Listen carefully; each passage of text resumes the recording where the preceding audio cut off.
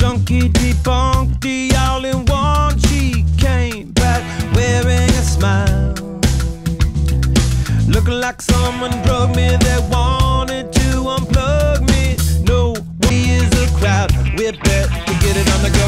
Hey.